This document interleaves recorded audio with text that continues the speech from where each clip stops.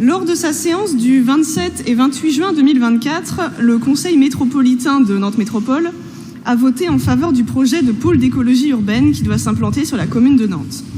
Ce pôle d'écologie urbaine inclut l'extension du centre de traitement et de valorisation des déchets, alias CTVD, passant à une capacité d'incinération des déchets de 240 000 tonnes par an. C'est quasiment le double de sa capacité actuelle.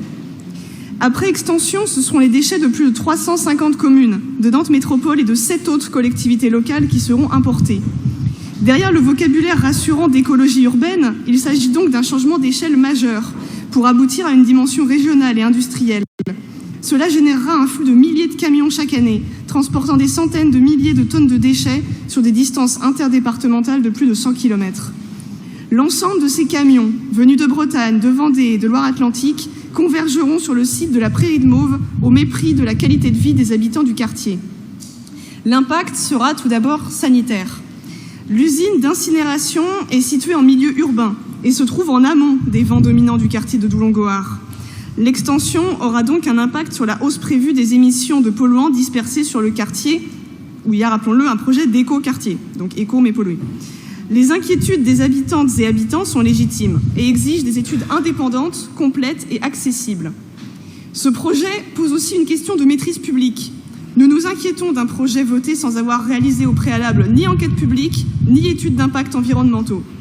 En effet, ces processus permettent à la fois d'impliquer démocratiquement les habitantes et habitants concernés et de contraindre l'entreprise privée gérant l'usine au respect de mesures d'évitement, de réduction et de compensation des impacts sur l'environnement et la santé des riverains. Ce choix révèle enfin une insuffisance démocratique. La consultation publique menée s'est avérée très largement insuffisante pour répondre aux enjeux de démocratie locale qui s'imposent à des projets de cette envergure. Sans réel enjeu de modification possible du projet par les habitants, elle a été jugée moyennement satisfaisante par les rapporteurs du Conseil national du débat public. Pour un projet qui engage le territoire, les finances publiques, la santé environnementale et l'aménagement urbain pour plusieurs décennies, c'est inacceptable. On peut du reste s'inquiéter de la possibilité réelle de mener une politique ambitieuse de réduction des déchets quand de tels investissements sont réalisés pour leur traitement. Nantes Métropole nous dit que ce projet est écologique parce qu'il permet la valorisation des déchets via le réseau de chaleur urbain. Certes, mais si on regarde les choses sous un autre angle, la métropole deviendra dépendante, pour assurer le chauffage de ses habitants, d'un afflux massif de déchets. Dans ces conditions, les déchets seront une ressource nécessaire, alors que la véritable nécessité écologique est de les réduire. Mais je m'arrête là sur cet aspect, notre groupe y reviendra dans le cadre du Conseil métropolitain.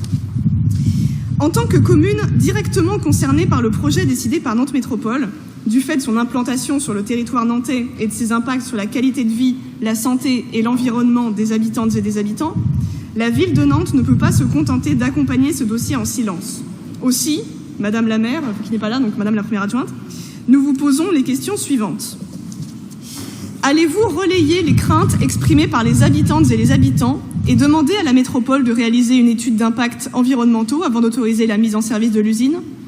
Acceptez-vous de faire de Nantes, et plus spécifiquement du quartier de la Prairie de Mauves, le hub régional de traitement des déchets, en faisant assumer à sa population la concentration de ces impacts?